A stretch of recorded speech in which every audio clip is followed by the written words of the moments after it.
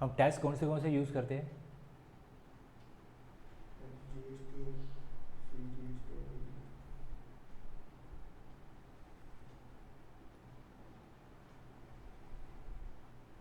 अगर intra state supply है तो CGST SGST, और इंटर स्टेट सप्लाई है तो IGST। ये IGST का सेक्शन 7 है, 8 है और 9 है, ये हम देखेंगे। इसमें दिया हुआ है कि कब इंट्रा स्टेट होगा, कब इंटर स्टेट होगा, वो इस सेक्शन में है। सप्लाई जो होगा, सप्लाई आइदर इंटर स्टेट होता है या इंट्रा स्टेट होता है।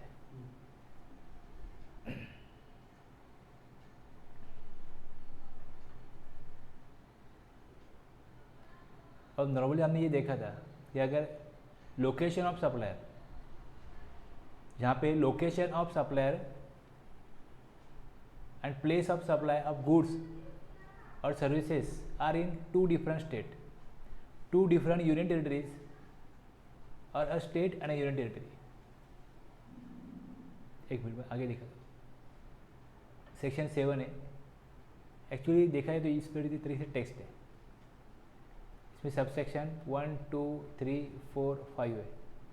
ये सब सेक्शन 5 सब सेक्शन 7 में है। इसमें वन बाय वन देखेंगे। अभी देखो, subject to the provision of 10, section 10 है, उसमें कुछ और सिचुएशंस है, उसमें कुछ अलग तरीके से इंट्रा स्टेट या इंटर स्टेट डिसाइड होता है, डिटरमाइन होता है। लेकिन यहाँ पे नॉर्मल रूल जो है, जनरल रूल जो है, ये नीचे दिया हुआ है। Supply of goods where the location of the supplier, location of supplier देखो, जो सप्लाई करने वाला है उसका लोकेशन, उसका रजिस्ट्रेशन किस स्टेट में है वो देखो, और वो जहाँ पे मटेरियल माल भेज रहा है या सर्विसेज दे रहा है, the place of supply are in. अतः इसे सर्विसेज का नहीं है, सॉरी, यहाँ पे सिर्फ गुड्स का है। सर्विसेज के लिए अलग से देखेंगे। Subject to the provision of section 10 supply of goods where the location of the supplier at the place of supply are in 2 different state, 2 अलग अलग स्टेट में। यहाँ पे दिखा है स्टेट 1 और स्टेट 2, 2 अलग अलग स्टेट में है। 2 different union territories, union territories 1, union territories 2 है, और a state and union territory, एक स्टेट है और एक यूनियन टेरिटरी है। Shall be treated as supply of goods in the course of interstate trade और कॉमर्स। सिचुएशन इस तरीके से होगी तो इसको हम कहेंगे interstate supply of goods.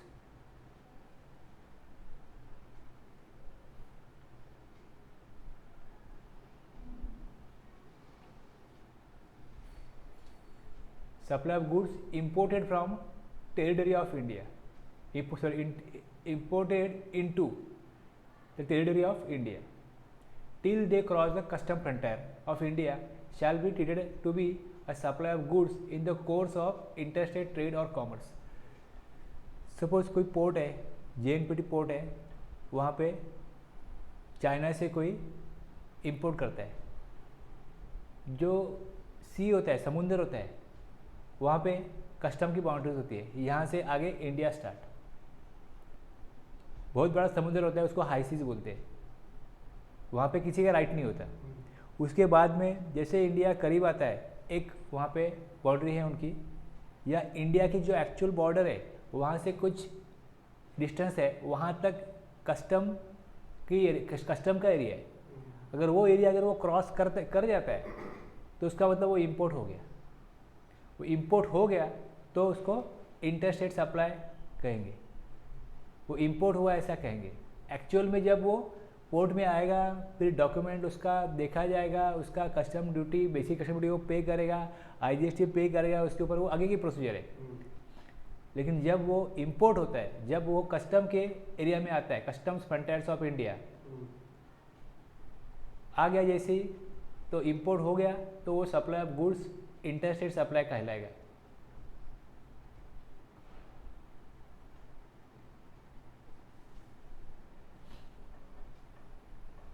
Seven 1 और 7 2 ये 2 देखा हमने, इंटरस्टेट सप्लाई ऑफ गुड्स।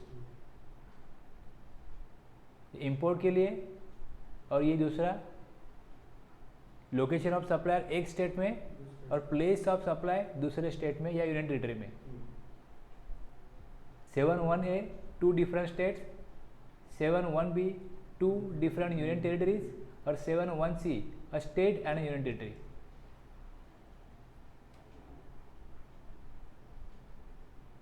ये तीसरा, subject to the provision of, एक मिनट,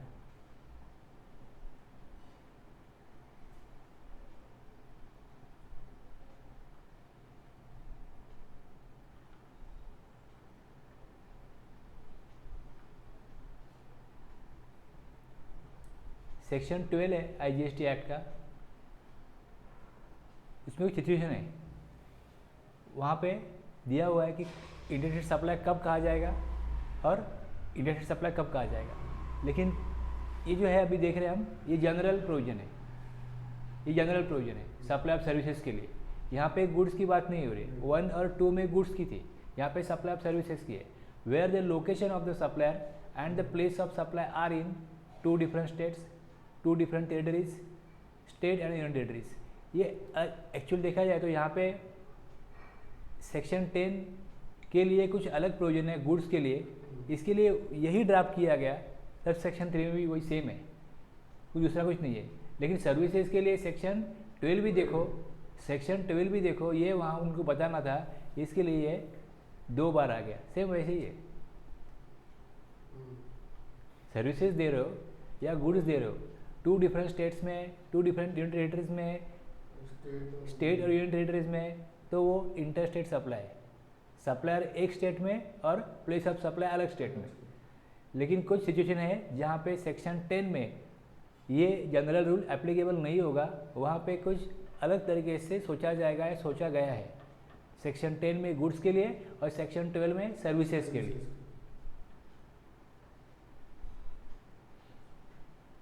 जैसे ये इंपोर्ट का है, कोई सर्विसेज इंपोर्ट करती है इंडिया के बाहर से, import of services imported into the territory of India shall be treated to be supply of services in the course of interstate trade or commerce।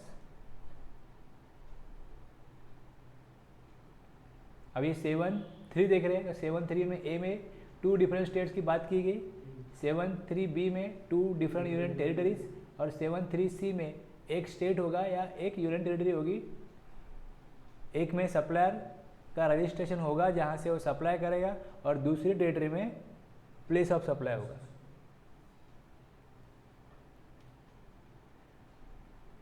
Location of supplier को LOS याद रखने के लिए और POS, तो LOS और POS देखो, location of supplier देखो और प्लेस ऑफ सप्लाई देखो।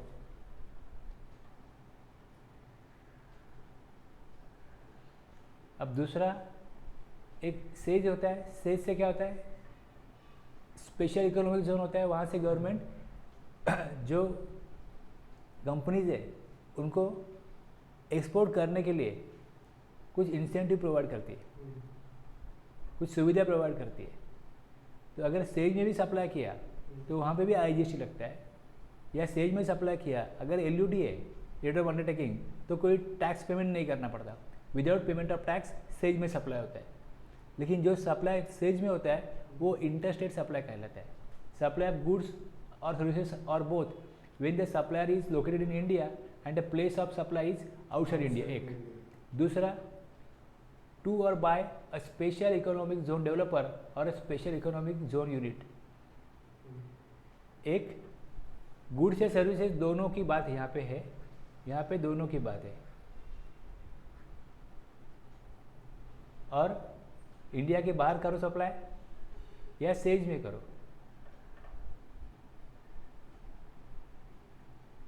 इन the taxable territory not being an intrastate supply. अगर कोई टैक्सेबल टेरिटरी है वहाँ पे इंट्रास्टेट सप्लाई नहीं हो रहा है, या and not covered elsewhere in this section, और जहाँ कुछ कवर ही नहीं किया गया तो वो जो सप्लाई होगा वो इंटरस्टेट सप्लाई कहलाएगा। Shall be treated be a supply of goods और सर्विसेज और both in the course of interstate trade और कॉमर्स।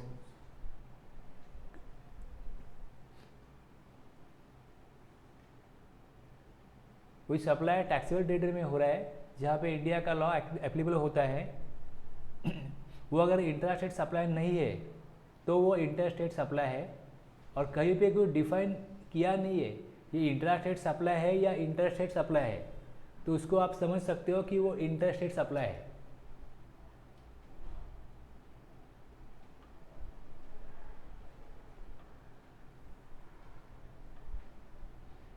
अभी हमने क्या देखा 7.5A में supplier is located in India and place of supply is outside India. दूसरा प्लेस ऑफ सप्लाई सेज में है और टैक्सेबल टेरिटरी में सप्लाई होता है, और वो अगर इंट्रा स्टेट सप्लाई नहीं है तो इंटर स्टेट सप्लाई होगा। और कहीं पे डिफाइन नहीं है intra state supply inter state कुछ भी आप डिसाइड नहीं कर सकते, तो आप उसे इंटर स्टेट सप्लाई समझ लो।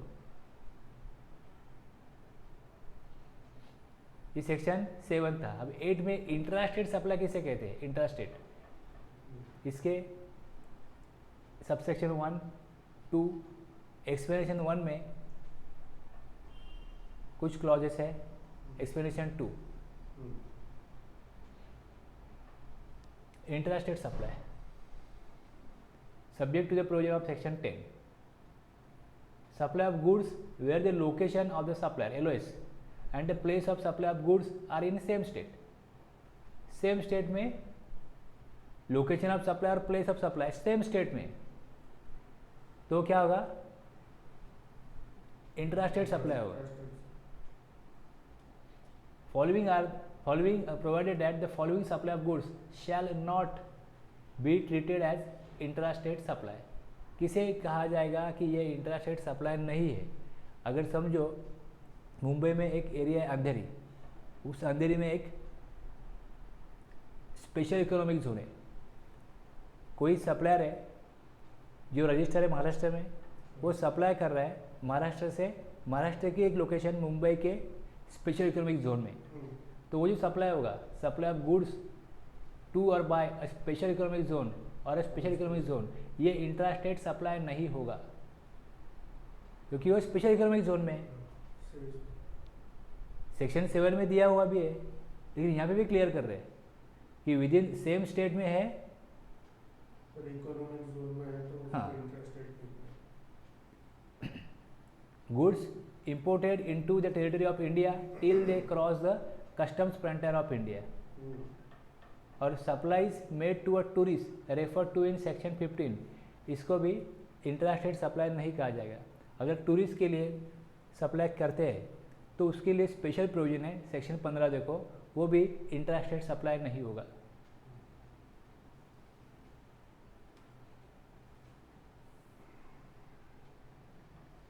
इंट्रास्टेट सप्लाई का सिंपल है, सेम स्टेट्स या सेम टेरिटरीज में अगर सप्लाई होता है LOS और POS।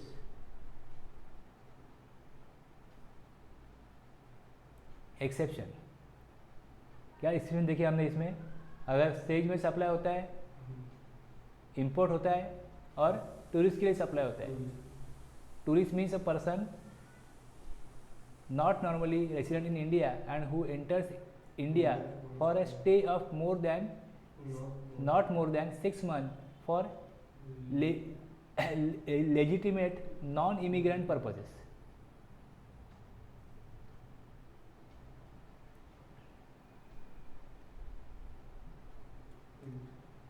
सेम स्टेट में सर्विस देते हैं, सेम स्टेट में सर्विस देने वाला लोकेशन ऑफ सप्लायर और प्लेस ऑफ सप्लाई अगर सेम स्टेट में है, इंट्रास्टेट सप्लाई। इसमें भी यही कि सेज वाला सप्लाई इसमें नहीं आएगा। Provided that the intrastate supply of services shall not include supply of service to और by a special economic zone developer और special economic zone unit. Same state same union territories में service का supply है।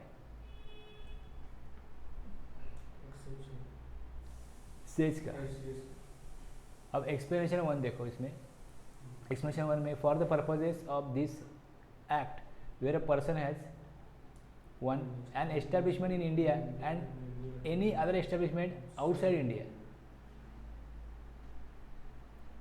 an establishment in a state or union territory and any other establishment outside that state or union territory. An establishment in a state or union territory and any other establishment being a business vertical registered within that state or union territory, then such establishment shall be treated as establishment of distinct person. एक India में है, एक business India में है, एक India के बाहर है, एक स्टेट में यूनियन टेरिटरी में है और दूसरा कोई उस स्टेट के या उस यूनियन टेरिटरी के बाहर है, तो उस दो एस्टेब्लिशमेंट को डिस्टिंक्ट पर्सन मतलब वो दूसरे का बिजनेस है ये समझा जाएगा। उसको जो सप्लाई करेंगे वो सप्लाई भी इंटरस्टेट सप्लाई कहा जाएगा, उनसे भी टैक्स चार्ज किया जाएगा, उसका भी इनपुट टैक्स क्रेडिट मिलेगा, चाहे आप उसको कंसिडरेशन पे करो या ना करो। और सेम स्टेट है, उसमें अगर अपने दूसरा बिजनेस है उसके लिए अलग से रजिस्ट्रेशन लिया है तो वो भी अलग एस्टेब्लिशमेंट, अलग पर्सन का एस्टेब्लिशमेंट समझा जाएगा।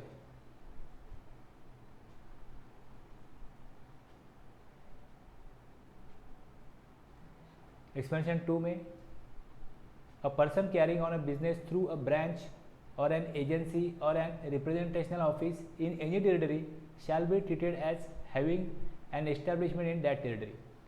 ऐसे कोई टैक्सेबल सप्लाई नहीं कर रहे दूसरे स्टेट में या दूसरे यूनियन टेरिटरी में, लेकिन कोई ऑफिस भी होगा कुछ भी रीजन से और उसको कुछ सप्लाई करेंगे तो वो भी डिस्टिंक्ट पर्सन कहा जाएगा। वो उस एस्टेब्लिशमेंट जो भी है उस टेरिटरी का माना जाएगा। A person carrying on a business through a branch और एन एजेंसी और a representational office in any territory shall be treated as having an establishment in that territory. उस टेरिटरी का वो ऑफिस है। ऊपर तो दिया ही गया है कि अगर दूसरी टेरिटरी में कुछ है तो वो डिस्टिंक्ट पर्सन है, रजिस्ट्रेशन वहाँ पे है या नहीं है। एक्सपेंशन 2 से ये कवर होता है। एक्सपेंशन 1 में दिया कि एस्टेब्लिशमेंट दूसरे स्टेट में है, लेकिन आप समझोगे कि वहाँ पे कुछ उसका रजिस्ट्रेशन होगा, और दूसरे में दिया कुछ ऑफिस भी होगा, कुछ भी होगा, तो वो भी डिफरेंट टेरिटरी में है तो वो अलग एस्टेब्लिशमेंट है और उसको सप्लाई करते हैं तो वो सप्लाई डिफरेंट पर्सन को किया, ऐसा ही समझो।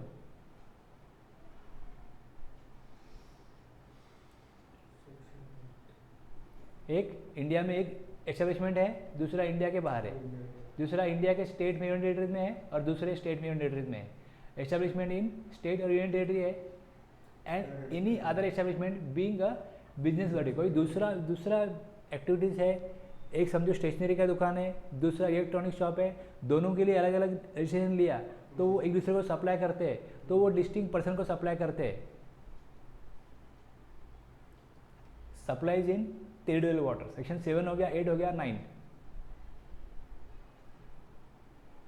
नॉर्थवेस्टैंडिंग anything contain in this act, इस एक्ट में कहीं भी कुछ भी कहा हो, the location of supplier LOS is in territorial water, अगर पानी में है, the location of such supplier, location of supplier is in the territorial water, the location of the supplier और where the place of supply is in the territorial water, the place of supply shall for the purposes of this act is be deemed, मानो ऐसा कि to be in the coastal state or union territory where the nearest point of the appropriate baseline is located।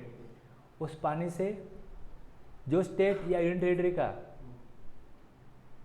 Closest point आता है, नज़दीकी जो state है या union territory है उसका लोकेशन ऑफ सप्लायर उस स्टेट का समझो। डीम बोला तो मतलब समझो। सप्लाई कहाँ से हुआ? पानी से हुआ, लेकिन पानी से क्लोज कौन सा यूनियन टेरिटरी है, पानी से नियरेस्ट कौन सा स्टेट है, उस स्टेट से सप्लाई हुआ, ऐसा समझो।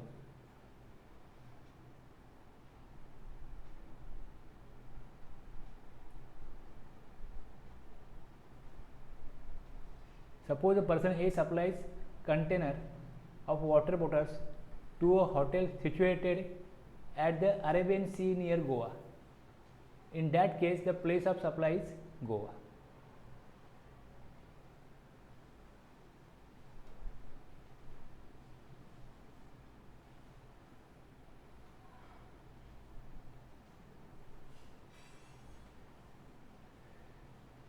ठीक है।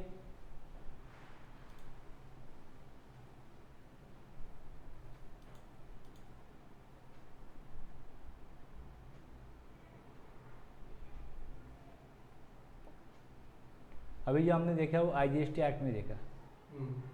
आईजीएसटी एक्ट में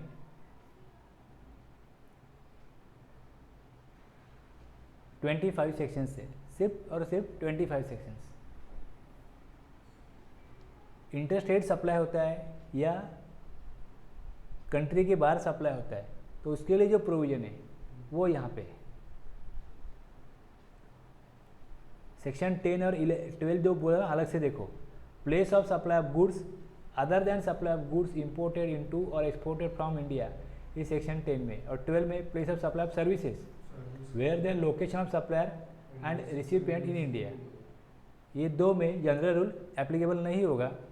सिचुएशन क्या है और प्लेस ऑफ सप्लाई क्या है और टैक्स कौन सा आएगा, लेवी कौन सा होगा, वो उसमें बताया जाए। मतलब उसको इंटरस्टेट सप्लाई कहेंगे या इंटरस्टेट सप्लाई कहेंगे। आपको मैं एग्जाम्पल के लिए बोलता हूँ, समझो कोई आपको मीटिंग है गोवा में और मीटिंग के लिए एक बिजनेस है, उनकी टीम गोवा में जाती है, गोवा के होटल में रुकते हैं। आप उसको बोलेंगे हमारा मीटिंग है, हम महाराष्ट्र से आए, ये हमारा जीएसटी नंबर है, जो हमारा बिल है वो बना दो, इस नंबर पे बिल बना दो। तो वो सप्लाई कौन सा कहा जाएगा, मतलब वो टैक्स कौन सा लगाएगा, सीजीएसटी, एजीएसटी या आईजीएसटी? अब कंजम्पशन कहाँ पे हुआ, गोवा में हुआ, तो वो क्या बोलेगा, आपका नंबर मैं डाल दूंगा यहाँ पे, लेकिन आपका कंजम्पशन कहाँ पे हुआ है, सर्विस हमने कहाँ पे दी है, प्लेस ऑफ सप्लाई कहाँ पे है, सप्लाई कहाँ पे दिया, गोवा में दिया, तो वो सीजीएसटी एजीएसटी आएगा। और महाराष्ट्र का अगर वो सप्लायर है, सॉरी महाराष्ट्र का अगर रिसिपिएंट है, तो उसको कोई क्रेडिट नहीं मिलेगा, उसको कोई क्रेडिट नहीं मिलेगा। दूसरा एक सिचुएशन है कि समझो किसी को कुछ ट्रेनिंग लेना है, कुछ ट्रेनिंग लेना है, स्किल डेवलपमेंट प्रोग्राम है, वो स्किल डेवलपमेंट प्रोग्राम गोवा में रखा है, गोवा में रखा है, और जो भी अलग अलग स्टेट से लोग वहाँ पे जाते हैं, और वहाँ पे जो कोर्स कंडक्ट करने वाले, स्किल डेवलपमेंट प्रोग्राम जो कंडक्ट करने वाले हैं, उसको अगर कहा जाता है कि हमारा रजिस्टर्ड बिजनेस प्लेस महाराष्ट्र है, महाराष्ट्र है, तो वो सप्लाई जो है वो महाराष्ट्र में लिया ऐसा माना जाएगा कि आप वो स्किल डेवलपमेंट प्रोग्राम में शामिल होते हो, स्किल आपको डेवलप करके वो देंगे, उसका यूज़ कहाँ पे होगा,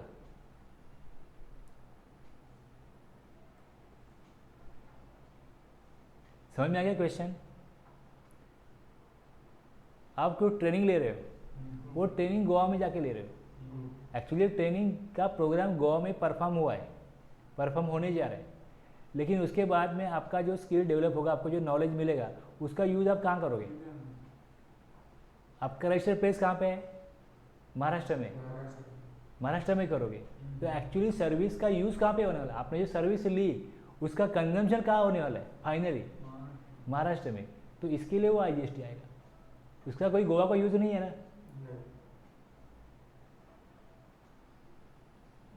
तो ऐसे अलग अलग कुछ पॉइंट्स है वो सेक्शन 10 में या 12 में, जहाँ पे ऐसा आपको लगेगा कि ये place of location of supplier Goa है, प्लेस ऑफ सप्लाई भी गोवा है, लेकिन टैक्स सीजीएसटी एजीएसटी नहीं आएगा, वहाँ पे आईजीएसटी आएगा। कब आपको लगेगा कि अगर ये ऐसा रूल है तो यहाँ पे भी आईजीएसटी आना चाहिए, लेकिन वहाँ पे इंट्रास्टेट सप्लाई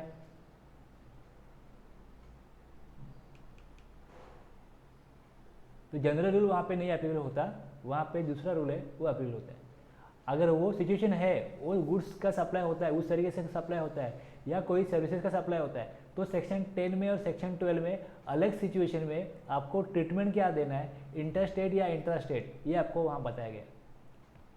आप ट्रेन में से जा रहे हो, ट्रेन में से, ठीक है, महाराष्ट्र से दिल्ली जा रहे हो, मुंबई से दिल्ली जा रहे हो, तो बीच बीच में देखो कुछ आपको लंच डिनर लेना पड़ेगा, स्नैक्स लेना पड़ेगा। तो जो कॉन्ट्रैक्टर होता है, जो रेलवे से उसको कॉन्ट्रैक्ट मिलता है, वो फूड सप्लाई करता है, तो वो टैक्स कौन सा लगाएगा? वो टैक्स कौन सा लगाएगा? महाराष्ट्र के बाद गुजरात आएगा, गुजरात के बाद राजस्थान आए, राजस्थान के बाद में दिल्ली आए। तो 3-4 स्टेट में एक ट्रेन चलती है, और अगर सफ़र एक दिन से ज़्यादा टाइम का है तो लंच, डिनर, स्नैक्स ये सब हो जाता है। तो उस केसेस में वो टैक्स लेवी तो करना पड़ेगा उसको, क्योंकि वो सप्लाई कर रहा है, और इतना दूर दूर का वो सप्लाई लेता है, तो उसका जो रजिस्ट्रेशन होगा वो तो 20 लाख के ऊपर उसका टर्नओवर चला जाएगा, उसको रजिस्ट्रेशन लेना ही पड़ेगा। अगर ट्रेन वो महाराष्ट्र में, महाराष्ट्र के बाउंड्री में, वहाँ अगर उसने सप्लाई किया तो महाराष्ट्र का टैक्स लगेगा। महाराष्ट्र के बाद गुजरात में अगर ट्रेन है, वहाँ पे वो सप्लाई करता है, तो गुजरात का टैक्स लगेगा, गुजरात जीएसटी लगेगा। तो उसको चारों स्टेट में रजिस्ट्रेशन लेना पड़ेगा, क्योंकि वहाँ पे वो सप्लाई कर रहा है।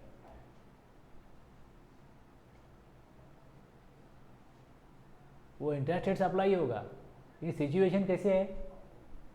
ट्रेन निकल रही है मुंबई से, दिल्ली पहुँच रही है, समझ गए? तो वो इस तरीके से कुछ कॉम्प्लिकेशंस ना आए, इसके लिए सेक्शन 10 में या सेक्शन 12 में, गुड्स के लिए सेक्शन 10 और सर्विसेज के लिए सेक्शन 12 आईजीएसटी एक्ट में ये डिफाइन किया है। लेवी एंड कलेक्शन यहाँ पे देखो सेक्शन 5 है आईजीएसटी एक्ट में।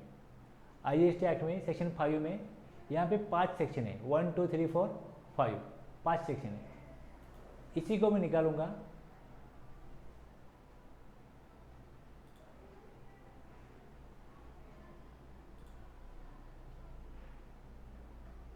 Central goods and services act में section 9 levy and collection. Levy and collection IGST act में सेक्शन 5 है, और section 9 levy and collection CGST act में। अब यहाँ पे देखो सेक्शन 1, 2, 3, 4, 5 है, यहाँ पे भी 1, 2, 1 के बाद एक प्रोविजन है, वो यहाँ पे नहीं है, बाकी सब सेम है। अब यहाँ पे integrated goods and services tax act है। ऑल इंटरस्टेट सप्लाई होगा तो आईजीएसटी की लेवी होगी, और इंट्रास्टेट सप्लाई होगा तो सीजीएसटी की लेवी होगी। तो सीजीएसटी एक्ट में सेम डिफाइन किया है, सारे वर्डिंग सेम है, लेकिन इंटरस्टेट सप्लाई है तो सेक्शन 5 से लेवी होगी, जीएसटी आएगा और सेक्शन 5 से आएगा। पहले आपको ये समझना पड़ेगा कि इंटरस्टेट है या इंट्रास्टेट है। एक बार ये क्लियर हो गया तो फिर सेक्शन 5 से टैक्स लगाना है। जो आप आईजीएसटी बोल रहे हो कि यहाँ पे इंटरस्टेट सप्लाई है तो लेवी आईजीएसटी की आएगी, वो आईजीएसटी आप ले सकते हो। ये कहाँ पे कहा है? तो आईजीएसटी एक्ट में सेक्शन 5 में कहा है, with in union territory, with in state अगर सीजीएसटी आईजीएसटी आता है तो वो लेवी कहाँ पे है? सेक्शन 9 में। सेक्शन 9 में मैक्सिमम जीएसटी का रेट कितना होगा? मैक्सिमम जीएसटी का रेट 20% होगा। सीजीएसटी 20%, एजीएसटी भी 20% होगा, लेकिन आईजीएसटी में दोनों का टैक्स इकट्ठा लिया जाता है, स्टेट गवर्नमेंट का भी और सेंट्रल गवर्नमेंट का भी। तो इसके लिए यहाँ पे मैक्सिमम लिमिट कितना होना चाहिए? 40%। बस ये चेंज है, ये चेंज है। और यहाँ पे एक प्रोविजन है, इसकी भी बात करेंगे। 5 सब सेक्शन है सीजीएसटी एक्ट में, सेक्शन 9 में 5 सब सेक्शन है आईजीएसटी एक्ट में। हाँ, 5 सब सेक्शन है और एक प्रोविजन है।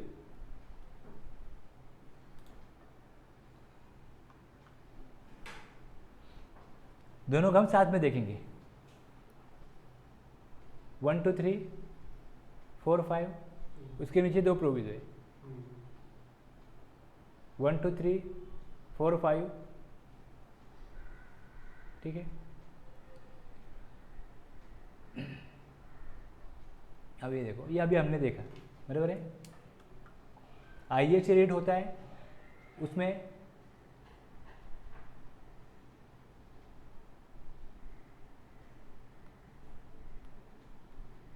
CGST प्लस AGST का जो रेट है वो IGST का रेट होगा। और इंडिया में क्या है, एक लोकल अथॉरिटी होती है, वो अपना टैक्स लेती थी, स्टेट का अपना टैक्स है, सेंट्रल गवर्नमेंट का अपना स्टेट है। इसके लिए हमारे यहाँ पे ड्यूअल GST है। तो अगर विद इन स्टेट सप्लाई है तो CGST AGST है। और subject to the provision of section 10, कुछ सिचुएशन सेक्शन 10 में है, सेक्शन 12 में है, वहाँ पे ये जनरल रूल एप्लीकेबल नहीं होगा, ये याद रखो। और सप्लाई इन डिफरेंट स्टेट है तो IGST की लेवी होगी। बस अब ये इसका किस तरीके से लॉ बनाया है वो हम नीचे देखेंगे। Section 9 CGST act, section 9 AGST act. Union territory है तो उसके एक्ट में सेक्शन 7 है, और IGST है तो सेक्शन 5 है। ये 4 एक्ट GST की लेवी के लिए बनाए गए हैं। स्टेट ऑफ इंडिया एक स्टेट है, दूसरा यूनियन टेरिटरीज है विथ लेजिस्लेचर। ये दोनों के लिए CGST AGST आएगा अगर इंट्रा स्टेट सप्लाई है तो। और यूनियन टेरिटरीज विदाउट लेजिस्लेचर, यहाँ पे CGST और UTGST आएगा, यहाँ पे AGST नहीं आता। यहाँ तक तो क्लियर है। हम ऊपर ही ऊपर बात कर रहे थे, लेकिन अभी हमने 4 एक्ट बना दिए है और उसमें क्या क्या सेक्शन है वो हम देखने जा रहे हैं।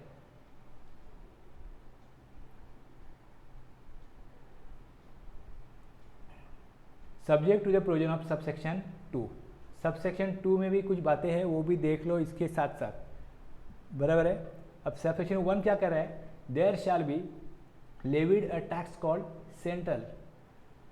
Central goods and services tax act में सेंट्रल टैक्स, सेंट्रल GST या integrated goods and services tax on all intrastate के लिए CGST, इंटरस्टेट के लिए IGST एज पर सेक्शन 5(1) ऑफ गुड्स और सर्विसेज और बोथ एक्सेप्ट, ये टैक्स किसके ऊपर नहीं लगेगा, on the supply of alcoholic liquor for human consumption. Alcoholic liquor for human consumption पे GST नहीं आएगा। और जो टैक्स आता है CGST AGST या IGST, उसका वैल्यू जो है वो डिटरमाइन करने के लिए सेक्शन 15 देखो। सेक्शन 15 में देखो वैल्यू क्या होगी। अब समझो आपने 3-4 मटेरियल लिए, उसके ऊपर और कुछ एडिशनल चार्ज है, जैसे कि ट्रांसपोर्टेशन, पैकिंग, इंस्टॉलेशन, तो उसकी कॉस्ट जो है, समझो अलग से एक सर्विस भी है इंस्टॉलेशन, लेकिन जब मैं ये गुड्स ले रहा हूँ तो इसके साथ में इसका पैकिंग हो रहा है, इसका ट्रांसपोर्टेशन होता है, डिलीवरी होती है इसकी, बाद में इसका इंस्टॉलेशन होता है, ये सारे चार्जेस इसके ही चार्ज माने जाएंगे। अलग से उसका सर्विस का एक्टिविटीज ट्रीट करके उसके ऊपर टैक्स नहीं लगता, इसकी वैल्यू इंक्लूड होती है। एक्चुअल जो मेन सप्लाई है उसका ही सप्लाई हो रहा है, ऐसा माना जाता है। AC का सप्लाई हो, लिफ्ट का सप्लाई हो, TV का सप्लाई हो, वॉशिंग मशीन, इसका आपके घर में वो चीज़ डिलीवर होगी, ट्रांसपोर्टेशन होगा उसका, फिर उसका डेमो दिखाया जाएगा, ये सारी चीज़ें उस सप्लाई में ही इंक्लूड होती है, उसी का सप्लाई होता है। तो इस तरीके से आपको अगर कोई डाउट है तो वो डाउट आपका, या फिर आप कोई ऐसा वैल्यू जिसके ऊपर आप GST चार्ज कर, कोई वैल्यू तो होनी चाहिए, तो वो वैल्यू आपको अपने आप से कुछ भी समझ के डिसाइड नहीं करनी है। उसके लिए सेक्शन 15 देखो, 15 में साफ साफ कहा है वैल्यू कैसे डिटरमाइन होगी। डिटरमाइन करने का तरीका, मेथड, मैनर क्या होगा वो वहाँ पे दिया है, उसका मैकेनिज्म वहाँ पे दिया हुआ है, उस मैकेनिज्म से ही उसकी वैल्यू डिटरमाइन होगी और उस वैल्यू पे टैक्स लगाया जाएगा। अब कोई ट्रांसपोर्टर है, उससे आप ट्रांसपोर्ट सर्विस लेते हैं तो आपसे वो RCM में 5% टैक्स भरवाता है, या फॉरवर्ड चार्ज में अगर आपने ट्रांसपोर्ट सर्विस ली तो 12% का वो GST फॉरवर्ड चार्ज में लगाएगा, रिवर्स चार्ज में 5%, फॉरवर्ड चार्ज में 12% ट्रांसपोर्ट का चार्ज है। लेकिन आपका कोई बायर है, रिसिपिएंट है, जो आपको कहता है कि मुझे गुड्स सप्लाई करो, ट्रांसपोर्ट भी आप ही करो, उसका चार्जेस मेरे से ले लो, बिल में लगा दो। अगर आपने बिल में लगा दिया और जो गुड्स ट्रांसपोर्ट हो रहा है उसका रेट अगर 28% है तो गुड्स की cost plus transportation amount add होगा गुड्स के कॉस्ट में, और फिर इनडायरेक्टली उसका टैक्स जो है वो 28% लग जाएगा। अब ट्रांसपोर्टर को बोलोगे कि उसको ट्रांसपोर्ट दे दो, उसके नाम पे बिल बना दो, वो पैसा देगा, तो फिर जो रेट है वो लगेगा। कभी कभी रिसिपिएंट को फायदा भी होता है, कभी कभी लॉस भी होता है। आपने 12% से सर्विस लिया है, लेकिन आप जो सप्लाई कर रहे हो वो सप्लाई अगर 5% वाला, तो ट्रांसपोर्टर का चार्ज उसके लिए तो 5% जाएगा, आपने तो 12% में लिया था। प्रिंसिपल सप्लाई कौन सा है, उसी रेट से बाकी जो सप्लाई होगी वो उसके लिए है, लेकिन उसका ही सप्लाई माना जाएगा। हो सकता है 3-4 गुड्स हो, एक 5% का हो, एक 12% का हो, एक 18 हो, तो प्रपोर्शनेटली उसकी जो वैल्यू होगी उस वैल्यू में जो एडिशनल आप गुड्स या सर्विस प्रोवाइड कर रहे हो प्रपोर्शनेटली वो वैल्यू उसमें ऐड हो जाएगी, और ऐड होके उस वैल्यू के ऊपर जीएसटी का जो रेट होगा वो एप्लीकेबल होगा, लाइक 5%, 12, 18, 28। तो इसके लिए वैल्यूएशन का अलग से सेक्शन बनाया गया 15, वैल्यू वहां से लो। टैक्स रेट कौन देगा आपको, नोटिफिकेशन देगा। जो रेट होगा at such rate not exceeding 20%, IGST act में 40%। तो गवर्नमेंट रेट नोटिफाई करेगी कि एचएसएन वाइज लिस्ट देगी, कौन से एचएसएन का गुड्स है तो उसके ऊपर टैक्स कौन सा होगा वो आपको नोटिफिकेशन द्वारा मिल जाएगा। As may be notified by government on the recommendations of the council and collected in such manner as may be. Collect कैसे किया जाएगा उसका तरीका अलग होगा, वो टैक्स जो लग जाएगा पहले लेवी तो होने दो, लेवी तो होने दो पहले।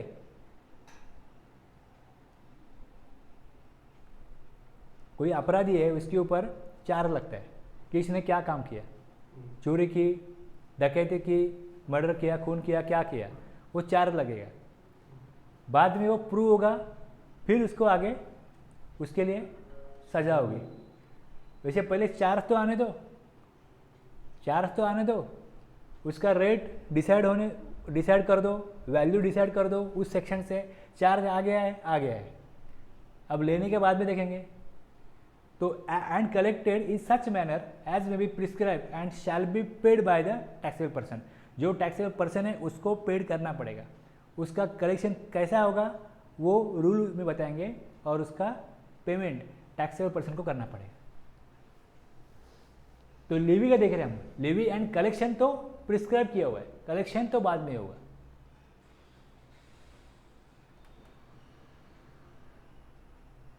अब इसमें प्रोविजन जो है वो आईजीएसटी एक्ट में है।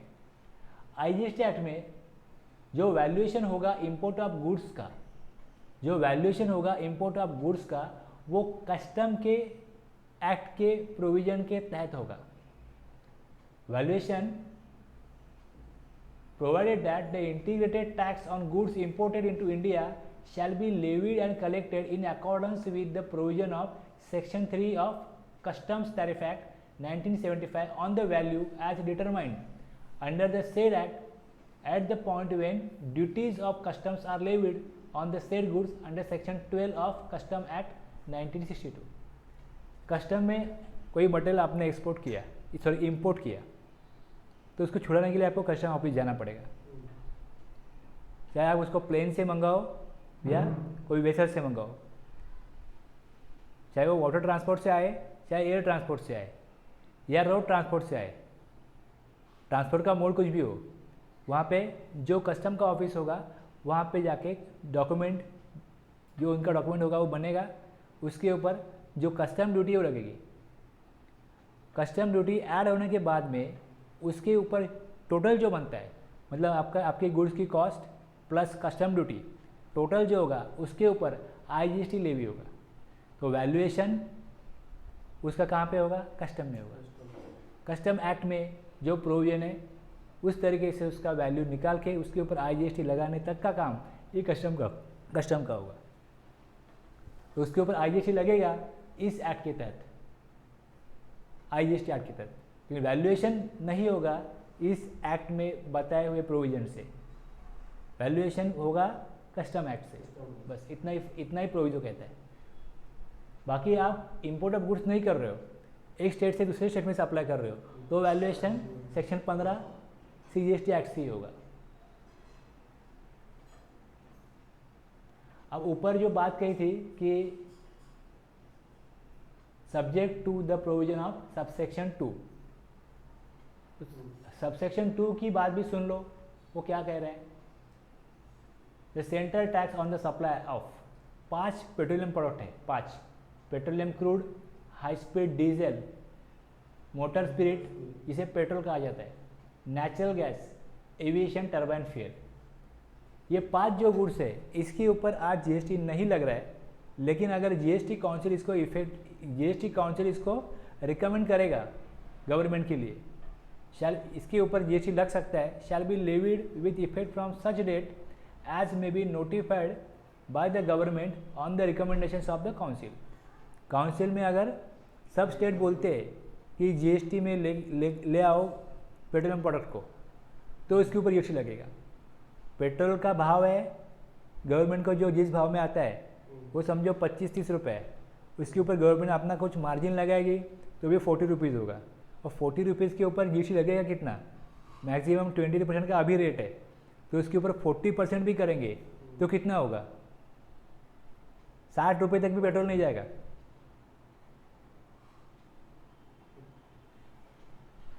लेकिन कौन बोलेगा गवर्नमेंट को, GST काउंसिल। GST काउंसिल अगर स्टेट को अपना टैक्स मिल रहा है, सेंट्रल को अपना टैक्स मिल रहा है, तो बोलेगा कौन उनको, कोई नहीं बोलेगा। तो पेट्रोल तो वो बोल रहे हैं कि कभी हम सोच सकते हैं कि कभी तो GST में जाएगा, लेकिन alcoholic liquor for human consumption उन्होंने लिखवा के लिया, उन्होंने लॉ में ही लिखवा के लिया कि एक्सेप्ट ये हम नहीं देंगे, ये देंगे ही नहीं। Alcoholic liquor for human consumption GST में कभी भी हमारे सपने में भी नहीं जाएगा, लिख के दे दो, हम देंगे ही नहीं, चाहे सरकार इसकी हो चाहे उसकी हो या किसी और की हो, किसी को ये मंजूरी नहीं है कि इसका टैक्स GST में सब्स्यूम हो। एक्साइज ड्यूटी भी स्टेट की है शराब के ऊपर, और वैट भी स्टेट का है, दोनों टैक्स मिलते हैं उनको।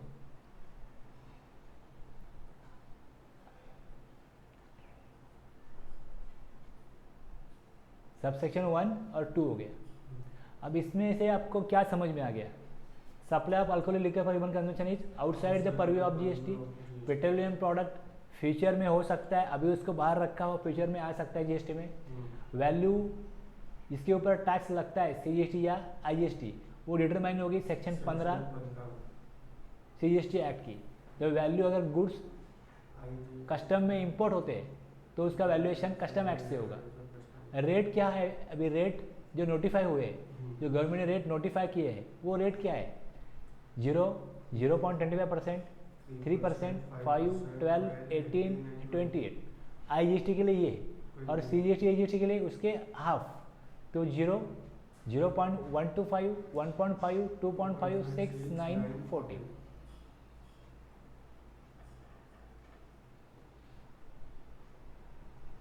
अभी हमने 1 और 2 देखे। सेक्शन 9 ऑल, उसमें लिखा है वर्डिंग है इंट्रा स्टेट। सेक्शन 5 में वर्डिंग है ऑल इंटर स्टेट, जिसके ऊपर IGST लगता है। इंट्रा स्टेट में CGST, ये कौन पे करेगा, payable by the taxable person. No GST on एक alcoholic liquor for human consumption plus 5 petroleum product. Valuation section 15 से होगा, और इंपोर्ट ऑफ गुड्स है तो कस्टम एक्ट में होगा, और रेट CGST के लिए, रेट IGST के लिए। याद रखने के लिए, मेमोराइज करने के लिए ये चार्ट है।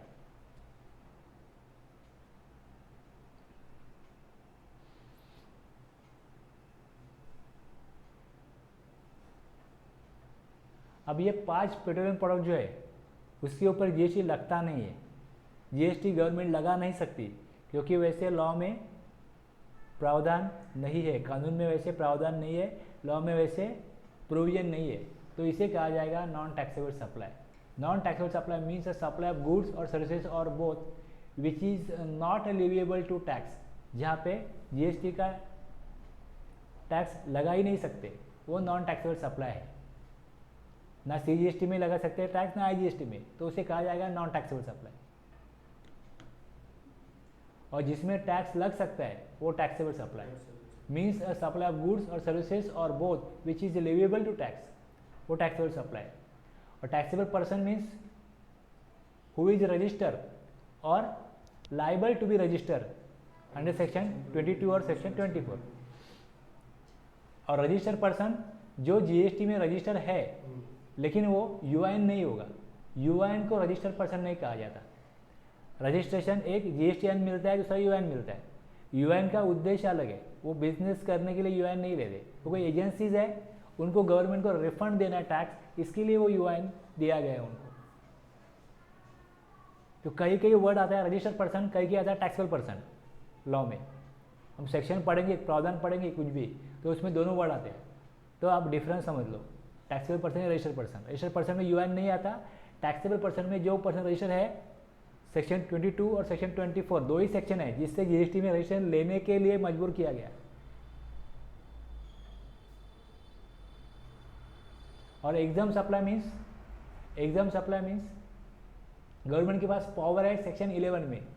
गवर्नमेंट जो नोटिफिकेशन निकालती है कि गुड्स के ऊपर रेट होगा 5%, 12%, वैसे ही कुछ भी जीएसटी नहीं लिया जाएगा, उसका उनके पास पावर है, उसे कहते हैं एग्जाम, मतलब कर मुक्त, जिसके ऊपर कोई टैक्स नहीं लगेगा, वो एग्जाम सप्लाई है। जिसका नील रेट ऑफ टैक्स है वो नील रेट ऑफ टैक्स, और विच में भी होली एग्जाम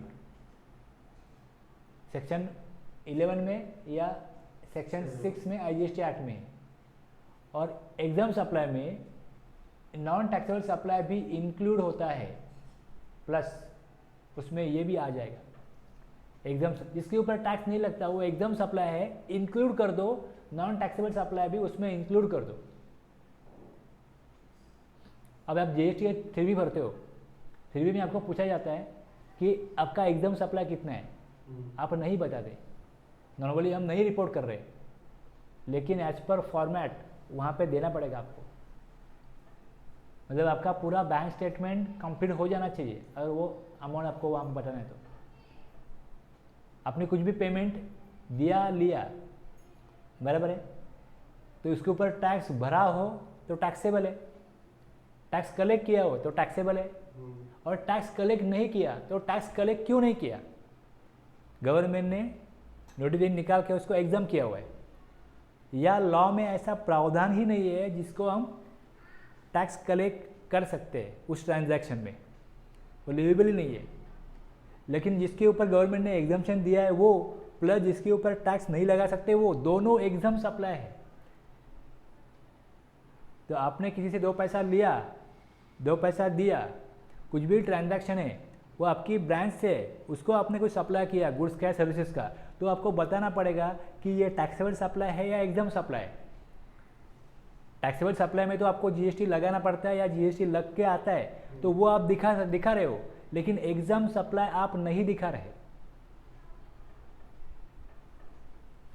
अगर वो फॉर्मेट में है तो कानूनन आपको दिखाना चाहिए, कानूनन। अभी तक इसके ऊपर कोई नहीं बता रहा है, और कोई इसके ऊपर अभी तक गवर्नमेंट ने कुछ सजा नहीं दी किसी को, या नोटिस नहीं भेजा कि आप ये क्यों नहीं भर रहे हो,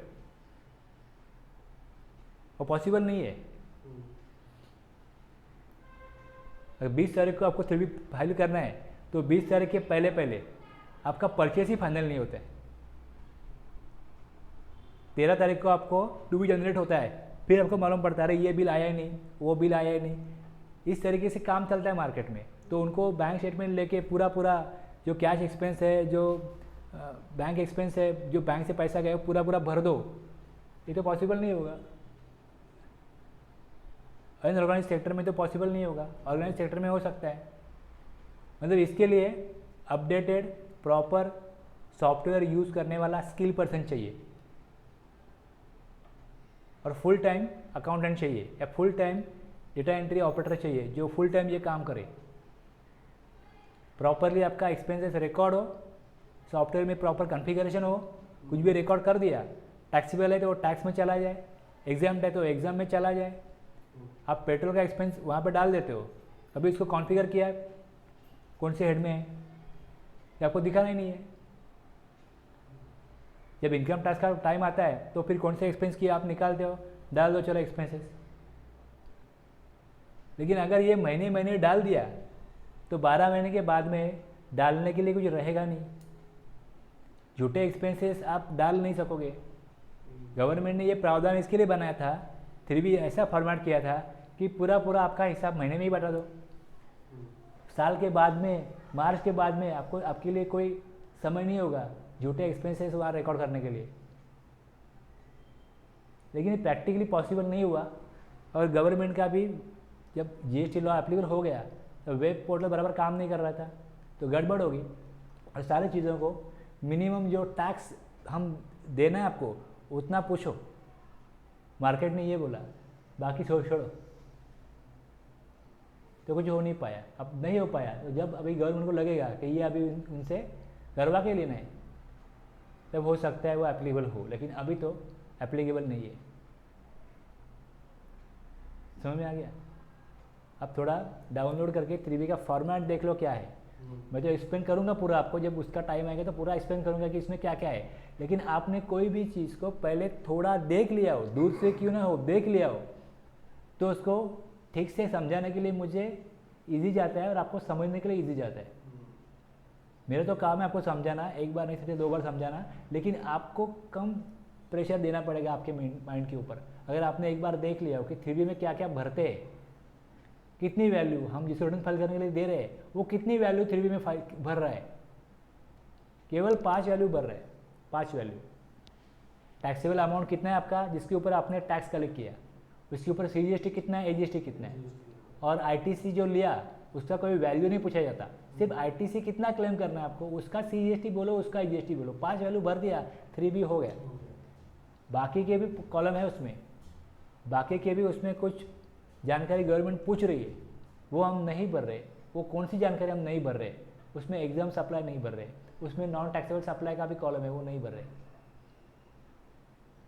लेकिन प्रावधान है, फॉर्मेट है।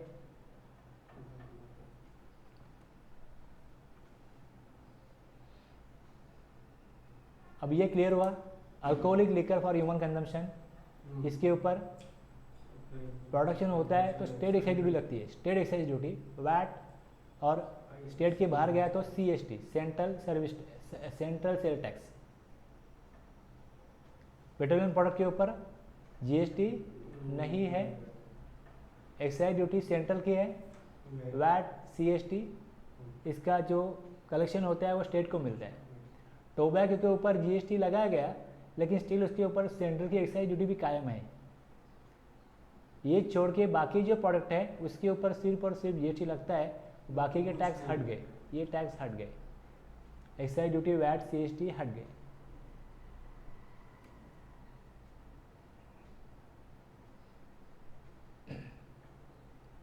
अब जहाँ जहाँ पे कुछ वर्डिंग होगा वहाँ पे सप्लायर होगा, रिसिपिएंट होगा, तो आपको मीनिंग क्लियर होना चाहिए कि सप्लायर मतलब गवर्नमेंट किसकी बात कर रही है। Supplier in relation to any goods और सर्विसेज, और बोथ। जो पर्सन है shall mean the person supplying, जो पर्सन गुड्स का या सर्विसेज का सप्लाई करता है उसमें शामिल है उसका एजेंट भी, जो उसके बिहाफ से उसके लिए काम कर रहा है जो पर्सन, वो भी सप्लायर कहा जाएगा। वो गुड सर्विसेज जो सप्लाई करता है, चाहे वो खुद करे या किसी और से करवाए, वो सप्लायर है। और रिसिपिएंट कौन है? रिसिपिएंट कौन है? समझो एक कंपनी का ट्रेनिंग है, स्किल डेवलपमेंट प्रोग्राम है, तो ट्रेनिंग कौन लेगा? एम्प्लॉय। पैसा कौन देगा? कंपनी ने अरेंज किया है तो कंपनी पेमेंट कर रही है। एम्प्लॉय को बोल रहे हैं कि आप स्किल डेवलपमेंट प्रोग्राम में अपना नाम दे दो, एप्लीकेशन कर दो, आपको ट्रेनिंग मिल जाएगा, पैसा कंपनी देगी। तो यहाँ पे रिसिपिएंट कौन है? सर्विस लेने वाला कौन है?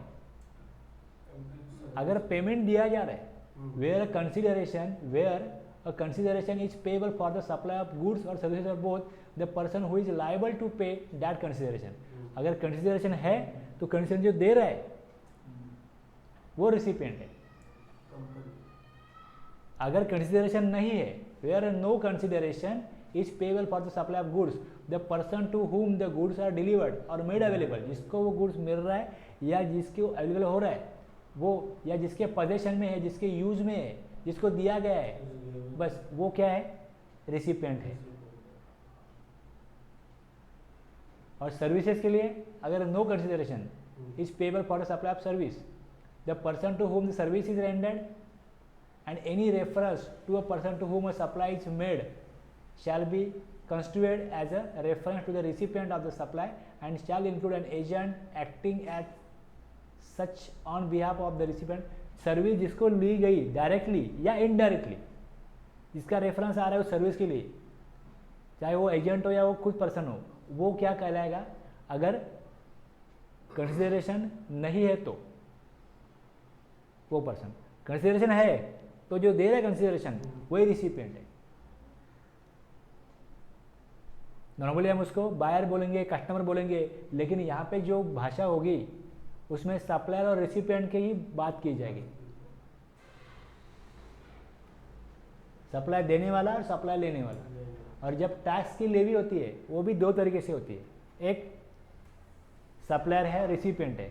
सप्लायर क्या करता है, गुड्स या सर्विस प्रोवाइड करता है और रेसिपिएंट जो लेता है।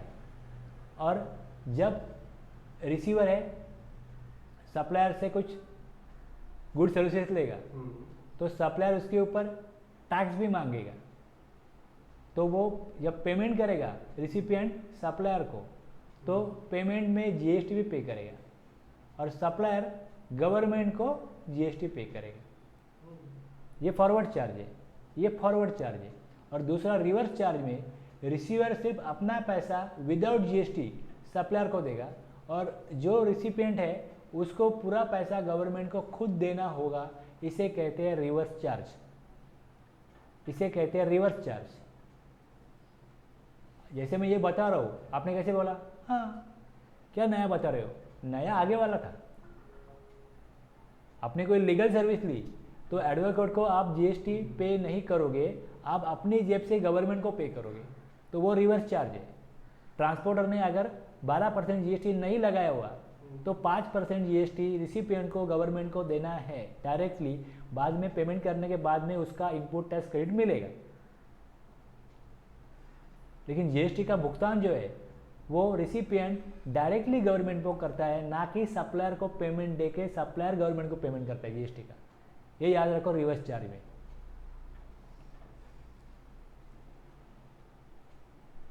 आगे की प्रोविजन जो है वो रिवर्स चार्ज की। अब रिवर्स चार्ज है, रिवर्स चार्ज कब लगेगा, the government may on the recommendations of the council notification by notification specify categories of supply of goods और सर्विसेज। गवर्नमेंट नोटिफिकेशन निकालेगी, ये गुड्स है इसके ऊपर फॉरवर्ड चार्ज नहीं लगेगा, ये सर्विसेज है इसके ऊपर रिसिपिएंट गवर्नमेंट के पास खुद टैक्स जमा करेगा।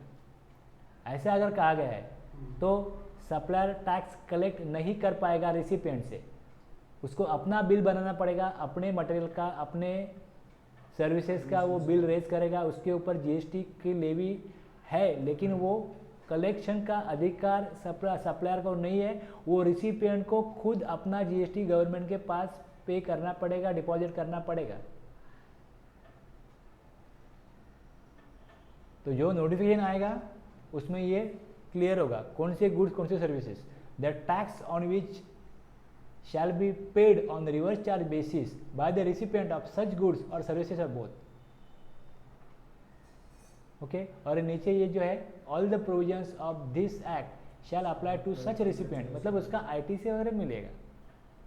बाकी सारे प्रोविजन वैसे ही है, आप फॉरवर्ड चार्ज में भरो या रिवर्स चार्ज में भरो, आपके लिए बाकी जो कानून है वो वैसे ही कि वैसे ही रहेगा। अब चाहे फॉरवर्ड चार्ज में आपको लेवी आ रही है नहीं, रिवर्स चार्ज में आ रही है। Such recipient as if he is the person liable for paying the tax in relation to the supply of such goods or services or both।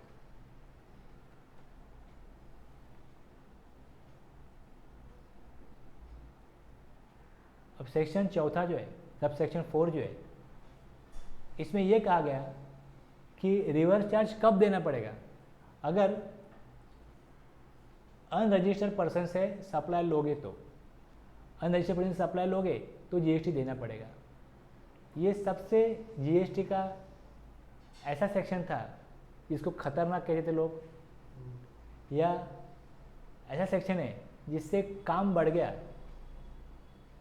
Headache बढ़ गया। जो रजिस्टर्ड पर्सन है उनको तकलीफ बहुत हुई इस सेक्शन से। आपने समझो एक जेरोक्स निकाला तो पर्सन रजिस्टर है नहीं है, अनरजिस्टर्ड है ना, आप रजिस्टर हो, यस, आपको टैक्स भरना पड़ेगा। अब दिन में ऐसे कितने सर्विसेज लेते हैं छोटे मोटी, पेन का रिफिल लिया, पेन लिया, 2 जीएसटी, इसका अकाउंटिंग करो, इसका टैक्स निकालो। रोज नहीं निकाला चलेगा, लेकिन महीने के एंड में ऐसा कितना लिया उसके ऊपर टैक्स खुद भरो और गवर्नमेंट को दो। इसके ऊपर गवर्नमेंट ने एक एग्जम्पशन दिया था कि दिन में अप टू 5,000 तक एग्जाम्प्ट होगा, 5,000 के ऊपर की अमाउंट होगी उस दिन में तो जीएसटी देना पड़ेगा।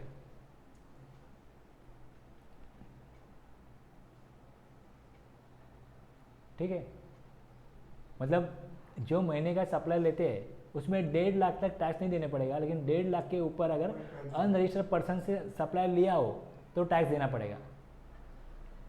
इसमें सब लोग शामिल हो गए, सबको।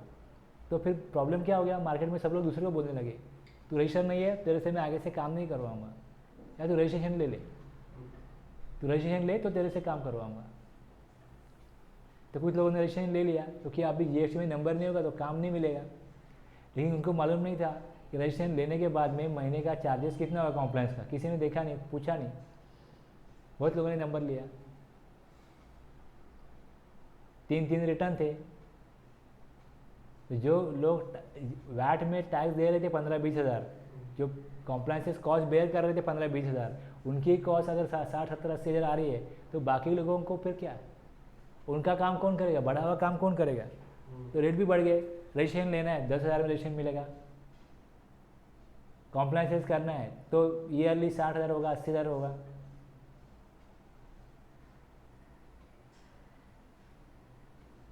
तो ये जो सेक्शन था, सब सेक्शन, इसमें बहुत प्रॉब्लम था। जैसे मैंने बोला अभी आपको कि 3BB हम एग्जाम सप्लाई नहीं दे रहे, यहाँ पे तो गवर्नमेंट को कोई टैक्स नहीं मिलेगा ना, हम यहाँ पे टैक्स देंगे, वहाँ पे आईटीसी लेंगे, तो क्यों करवा रहे हो डबल काम।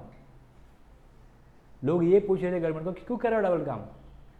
अनरजिस्टर्ड पर्सन से हमने सप्लाई लिया, उसके ऊपर टैक्स दिया और आईटीसी लिया, आपको तो कुछ मिल रहा है क्या इसमें, आपको मजा आ रहा है हमको तकलीफ देके, कुछ फायदा तो नहीं है इसमें।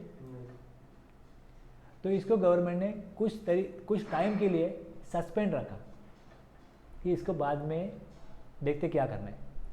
लेकिन मार्केट का जो इसके ऊपर जो लोग विरोध कर रहे थे वो इतना स्ट्रांग था कि गवर्नमेंट को बाद में इसको बदलना पड़ा। और गवर्नमेंट ने फिर इसको चेंज करके ऐसे बोला कि हम लोग कुछ पर्सन के लिए ही लगाएंगे, सबके लिए नहीं, सबके लिए नहीं। तो यहाँ पे अभी क्या है, स्पेसिफाई, हम बोलेंगे कुछ क्लास ऑफ रजिस्टर्ड पर्सन, कुछ क्लास ऑफ रजिस्टर्ड पर्सन, कुछ लोग होंगे जो सप्लायर होंगे, तो रिसिपिएंट होंगे, उन रिसिपिएंट ने अगर हम गुड्स भी बोलेंगे, कौन से goods, specified category of goods, कुछ गुड्स है वो अगर अनरजिस्टर्ड पर्सन से लिए क्लास ऑफ रजिस्टर्ड पर्सन ने, तो ही सेक्शन 9 सब सेक्शन 4 का रिवर्स चार्ज आएगा। रिवर्स चार्ज का मतलब ही है कि रिसिपिएंट गवर्नमेंट को टैक्स दे रहा है, ना कि सप्लायर को। अनरजिस्टर्ड पर्सन तो रजिस्टर होता नहीं है, तो टैक्स कैसे मिलेगा गवर्नमेंट को। और ये जो सेक्शन है ये एप्लीकेबल किया गया, class of registered person declare किया गया, बिल्डर, प्रमोटर, उनको। बिल्डर, प्रमोटर, कोई बिल्डिंग का कंस्ट्रक्शन का काम होता है जो रेसिडेंशियल या कमर्शियल प्रोजेक्ट बनाते हैं, तो उसका जीएसटी का रेट होता है, अगर अफोर्डेबल हाउसिंग है तो 1% और अफोर्डेबल हाउसिंग नहीं है तो 5%। ठीक है ना, 2 रेट है। उसमें उनको इनपुट टैक्स क्रेडिट ब्लॉक किया गया, इनपुट टैक्स क्रेडिट नहीं मिलता। अगर 1% या 5% का अगर जीएसटी कलेक्ट करते हैं तो उनको आईटीसी नहीं मिलता। अगर बिल्डर को आईटीसी नहीं मिलता है तो बिल्डर क्या करेगा, मैक्सिमम सामान गुड्स जो है या सर्विसेज जो है वो किससे लेगा, अनरजिस्टर्ड पर्सन से लेगा। और गुड्स अगर लेता है तो बहुत गवर्नमेंट का बहुत बड़ा जीएसटी जो है वो चला जाएगा। तो इसके लिए गवर्नमेंट ने सीमेंट 100% रजिस्टर्ड पर्सन से ही लेना पड़ेगा। थोड़ा भी सीमेंट अगर आपने अनरजिस्टर्ड पर्सन से लिया बिल्डर, तो आपको टैक्स देना पड़ेगा। अनरजिस्टर्ड सप्लायर से सीमेंट मत लो। दूसरा, कैपिटल गुड्स, कोई भी मशीनरी ली तो भी पूरा जीएसटी भरना पड़ेगा।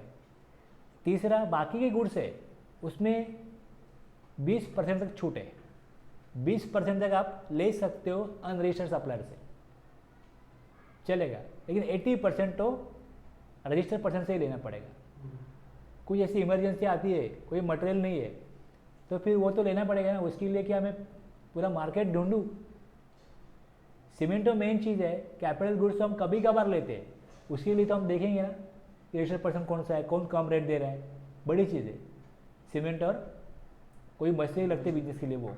लेकिन बाकी छोटी मोटी चीज़ों के लिए 80% गवर्नमेंट ने रिस्ट्रिक्ट किया, 80% आपको रजिस्टर्ड पर्सन से ही लेना पड़ेगा। केवल 20 और 20% जो है वो हम आपको अलाउड करते हैं कि अगर आपने अनरजिस्टर्ड पर्सन से लिया तो आपको कोई टैक्स नहीं देना पड़ेगा।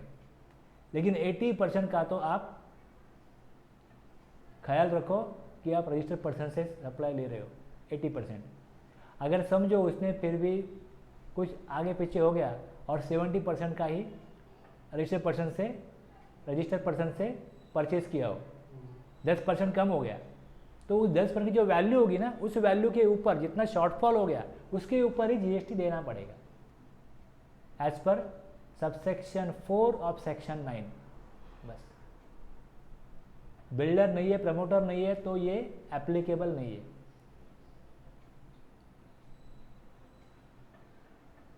नाइन 4 सबके लिए एप्लीकेबल नहीं है। बाकी सब लोगों के लिए कौन सा एप्लीकेबल है? 9(3) सबके लिए एप्लीकेबल है। नोटिफाइड गुड्स है, नोटिफाइड सर्विस है, अगर उसका इनवर्ट सप्लाई लेते हैं तो जीएसटी रिसिपिएंट को खुद देना पड़ेगा।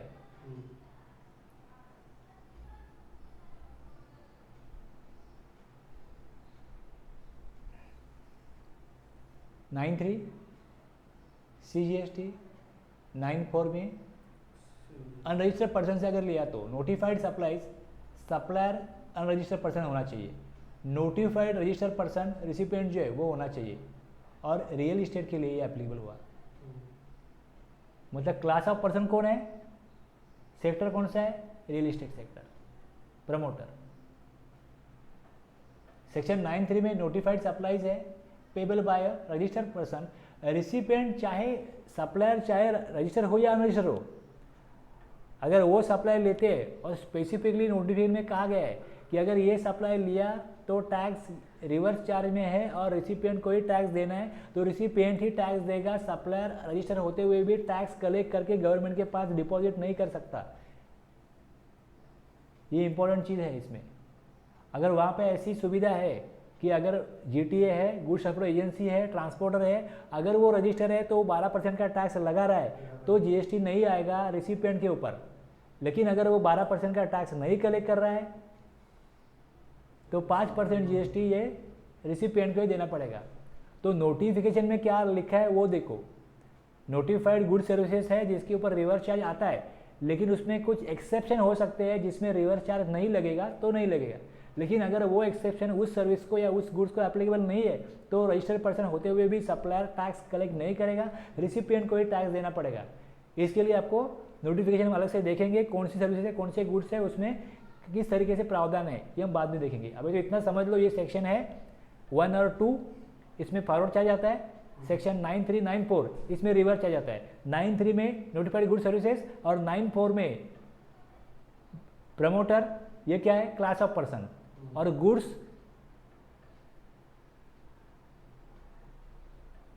सीमेंट है 100% जीएसटी देना पड़ेगा अगर अनरजिस्टर्ड पर्सन से अप्लाई किया। कैपिटल गुड्स भी 100% चाहिए रजिस्टर्ड पर्सन से, और बाकी अदर देन सीमेंट और कैपिटल गुड्स है तो 80% रजिस्टर्ड से, बाकी जो है 20% तक एक उतना परमिट किया है। और 5 ये तो पहले से चला आ रहा था, फॉरवर्ड चार्ज, रिवर्स चार्ज ये पहले से चला आ रहा था सर्विस टैक्स में। नई चीज़ क्या आ गई? Electronic commerce operator. Ola Uber से लोग सर्विस लेते थे, तो ओला उबर से गवर्नमेंट को जैसे वो सेक्टर डेवलप हुआ, सिचुएशन को चेंज हुआ, तो उनसे गवर्नमेंट को टैक्स चाहिए। ईसीओ, इसमें गवर्नमेंट ने 3 कैटेगरीज में सर्विसेज के लिए जीएसटी लगाया है। मतलब गवर्नमेंट ने ये प्रावधान बनाया कि ईसीओ को टैक्स देना पड़ेगा अगर ईसीओ के थ्रू सर्विस दी जा रही है, सर्विस ली जा रही है, ईसीओ थ्रू सर्विस दी जा रही है, तो ईसीओ टैक्स पे करेगा। जो नोटिफिकेशन में गवर्नमेंट बताएगी कि कुछ सर्विसेज है, ये लिस्ट ऑफ सर्विसेज है, ये अगर लेता है कोई ईसीओ थ्रू, या ये सर्विस ईसीओ थ्रू प्रोवाइड की जाती है, तो इसका टैक्स ईसीओ देगा। The government may, on the recommendation of council, by notification, specify categories of supply of services. Services government declare करेगा notification में, the tax on intrastate या interstate supplies of which shall be paid by the electronic commerce operator of such services are supplied through it. इसी through services supply की गई, जो service notify की हुई है, तो उसका चार्ज ईसीओ के ऊपर आएगा। और ईसीओ को जो भी प्रोविजंस है इस एक्ट की, वो एप्लीकेबल होगी in relation to supply of such services.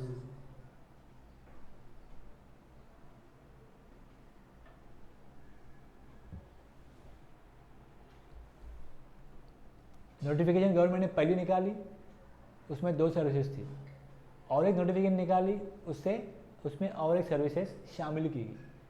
पहले नोटिफिकेशन में 2 सर्विसेज थी, एक पैसेंजर ट्रांसपोर्ट सर्विस, एक services by way of transportation of passenger by radio taxi, motor cab, maxi cab and motorcycle, और दूसरी सर्विस थी प्रोवाइडिंग अकोमोडेशन इन hotel. मतलब रहने के लिए जगह होगी, उसको आप होटल कहो, चाहे गेस्ट हाउस कहो, इंस कहो, क्लब्स, कैंप साइट और other commercial places. Mint for क्या कहा गया? रेसिडेंशियल और लॉजिंग पर्पस, जहाँ रहने की व्यवस्था हो, ऐसी जगह अगर बुकिंग की जाती है ईसीओ थ्रू, और वो होटल अगर रजिस्टर नहीं है तो ईसीओ टैक्स देगा। होटल रजिस्टर है, यहाँ ऑप्शन दिया गया, तो होटल वाला टैक्स देगा। गवर्नमेंट को टैक्स मिलने से मतलब है, गवर्नमेंट ने यहाँ पे ये बोला कि होटल वाला टैक्स दे रहा है तो ईसीओ टैक्स नहीं देगा, ओके। अगर होटल रजिस्टर है तो ईसीओ टैक्स देगा। ये 2 सर्विसेज इसमें आ गई। और एक सर्विस है, देखो नोटिफिकेशन कैसा आता है, नोटिफिकेशन में लिखा रहता है यहाँ पे कि in exercise of power conferred by subsection 5 of section 5 में सबसेक्शन 5 ये आईजीएसटी का नोटिफिकेशन है। इसमें ये सर्विस हम नोटिफाई करते हैं। पावर किसमें? नोटिफिकेशन निकालने की। अगर वहाँ पे कहा है कि अगर जीएसटी काउंसिल रिकमेंड करेगी तो गवर्नमेंट नोटिफाई कर देगी, तो रिकमेंडेशन हुआ, नोटिफिकेशन आया। ये 22 अगस्त का है, ये 22 अगस्त का है। इसमें 3rd नंबर में ये ऐड कर दो, ऐसा बोला, services by way of housekeeping such as plumbing, carpentering, plumber, carpenter, इनके ऊपर टैक्स लगाया गया। अब लोगों के पास टाइम नहीं है। देखो लोग जो बड़े शहरों में रहते हैं वहाँ लोगों के पास टाइम नहीं है, कुछ भी चाहिए मोबाइल निकाला, कोई सर्विस प्रोवाइडर है उसके ऊपर जाके देखा क्या चाहिए, प्लम्बर चाहिए, चलो, इलेक्ट्रिशियन चाहिए, चलो, वहाँ पर डाल दिया। फिर इसको कॉल आता है, पूछते हैं क्या चाहिए आपको, प्लम्बर आ जाएगा, क्या टाइम पे चाहिए, वो टाइम पे आ जाएगा, वो आदमी आता है, उसका काम हो जाता है, बस। अब इसके ऊपर ये सर्विसेज बहुत बड़े तौर पे चलेगी आगे, या चल रही है, गवर्नमेंट को ऐसा अंदाज़ा हुआ, इसके लिए इसको 22 अगस्त को इसमें शामिल किया गया। अगर ईसीओ रजिस्टर है, ईसीओ रजिस्टर है तो उसको रजिस्टर लेना ही पड़ेगा। हम इसने 24 में देखा है, तो इसके लिए उसको प्रावधान बनाया कि ईसीओ रजिस्टर ले और टैक्स दे हमको। और अगर वो प्लम्बर या कारपेंटर भेजने वाली कोई एजेंसी होगी, वो अगर रजिस्टर होगी तो वो टैक्स देगी, ओके, चलेगा।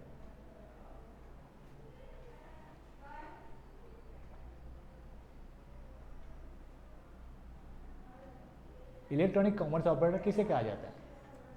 ये क्लॉज 44 में डिफाइन किया। Electronic commerce means the supply of goods और सर्विसेज और both including digital product over digital of electronic network.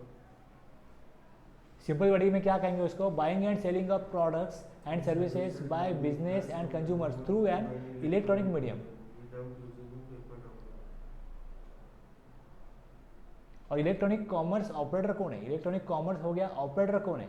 जिसके थ्रू ये होता है, जो ये परचेज करने के लिए, सेल करने के लिए एक प्लेटफॉर्म बनाता है।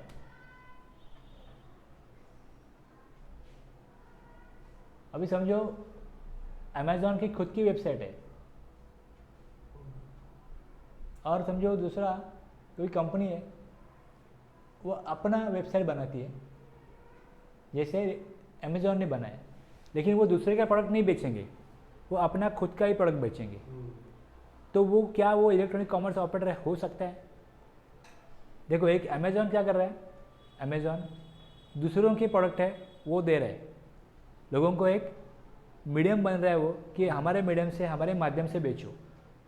Amazon, Flipkart, Myntra, ShopClues are e commerce operator because they are facilitating actual suppliers to supply goods through their platform. हमारे प्लेटफॉर्म पे आके आप सेल करो, ये सुविधा वो दूसरे सप्लायर को दे रहे हैं। टाइटन 78, टाइटन जो है supplying watches and jewels through its own website would not be considered as e commerce operator for the purpose of this provision. कोई मोबाइल की कंपनी है, रेडमी नोट फ़ोन बेच रहे through Flipkart, then it is e commerce operator. लेकिन अगर MR store own site से बेच रहे तो वो ई कॉमर्स ऑपरेटर नहीं है। बड़ी बड़ी कंपनीज है, उनकी खुद की वेबसाइट है, लेकिन वो खुद की वेबसाइट से भी बेचते हैं और फ्लिपकार्ट थ्रू भी बेचते हैं। अगर फ्लिपकार्ट थ्रू बेचा तो फ्लिपकार्ट ई कॉमर्स ऑपरेटर है, लेकिन खुद की वेबसाइट से बेचा, जैसे हम शॉप में बैठ के बेच रहे हैं वैसे ऑनलाइन बेच रहे, तो वो ई कॉमर्स ऑपरेटर नहीं है।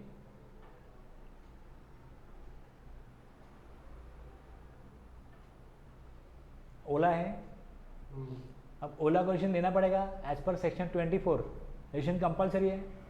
अब ये पर्सन खड़ा है, पैसेंजर ट्रांसपोर्ट ये करने वाला है, ये रजिस्टर हो या नहीं हो, जीएसटी ओला को ही देना पड़ेगा। रिसिपेंट एनी पर्सन, रिसिपेंट कोई भी हो।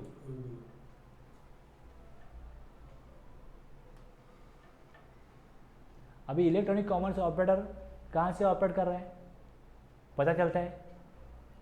इंडिया में किस जगह से ये ऑपरेशन हो रहे हैं पता चलता है क्या? नहीं चलता। वेबसाइट बना दिया, ऐप बना दिया, लोग यूज़ कर रहे हैं।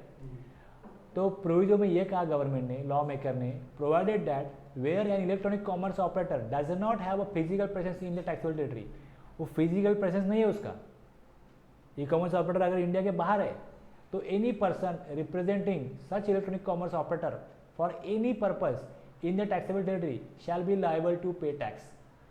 उसकी एक्टिविटीज़ को इंडिया में परफॉर्म करने के लिए अगर इसी इलेक्ट्रॉनिक ऑपरेटर का कोई पर्सन इंडिया में किसी भी कारण के लिए उसको रिप्रेजेंट कर रहा है तो उसकी लायबिलिटी होगी जीएसटी पे करने की। इलेक्ट्रॉनिक ऑपरेटर कहता है कि हमारा किसी भी एक्टिविटीज़ के लिए कोई भी पर्सन इंडिया में हम रिप्रेजेंट नहीं किया हमने, तो लायबिलिटी कौन देगा? तो इसके लिए भी एक प्रोविजन बनाया गया, provided further that where an electronic commerce operator does not have a physical presence in the taxable territory and also he does not have a representative in the state territory, such electronic commerce operator shall appoint a person in the taxable territory for the purpose of paying tax and such person shall be liable to pay GST। उसको देना पड़ेगा। GST देने के लिए, liability पे करने के लिए, कॉम्प्लायंसेस करने के लिए एक आदमी को अपॉइंट करो इंडिया में, अगर नहीं है तो। लेकिन हमें टैक्स तो मिलके रहेगा। ये सारे प्रॉब्लम बनाने पड़ते हैं, सोचना पड़ता है क्या क्या हो सकता है, लोग क्या क्या रीज़न देंगे जिससे उनको टैक्स बचाने में आसानी हो। तो एक फॉरवर्ड चार्ज हमने समझ लिया सेक्शन 9 में, सबसेक्शन 1 और 2। रिवर्स चार्ज समझ लिया सबसेक्शन 3 और 4 में। 3 में नोटिफाइड गुड सर्विसेज सबके लिए, 4 में रियल एस्टेट सेक्टर में उनके लिए सप्लायर कौन है? Real estate sector. और रिसिपिएंट कौन होगा? सॉरी, सप्लायर कौन होगा? Unregistered person. और तीसरा ई कॉमर्स ऑपरेटर। गवर्नमेंट को 3 तरीके से टैक्स मिलेगा, एक फॉरवर्ड चार्ज में, एक रिवर्स चार्ज में, और तीसरा ECO through, e commerce operator through. Liability to pay GST किसकी होगी? फॉरवर्ड चार्ज में सप्लायर के पास टैक्स जमा होगा, सप्लायर गवर्नमेंट को देगा। रिवर्स चार्ज में रिसिपिएंट अपना टैक्स गवर्नमेंट को डायरेक्ट देगा। और ईसीओ में अगर पैसेंजर ट्रांसपोर्ट सर्विस है तो ईसीओ ही टैक्स देगा, अगर होटल या हाउसकीपिंग सर्विस है तो होटल रजिस्टर होगा, या जो सर्विस प्रोवाइड करने वाला, हाउसकीपिंग सर्विस प्रोवाइड करने वाला है वो अगर रजिस्टर होगा तो वो देगा, नहीं तो ईसीओ देगा। लेकिन पैसेंजर ट्रांसपोर्ट में तो ईसीओ देगा, ये तो फिक्स है। तो इन 3 माध्यम से गवर्नमेंट को टैक्स मिलेगा। ये लेवी था। रुकते यहाँ पे।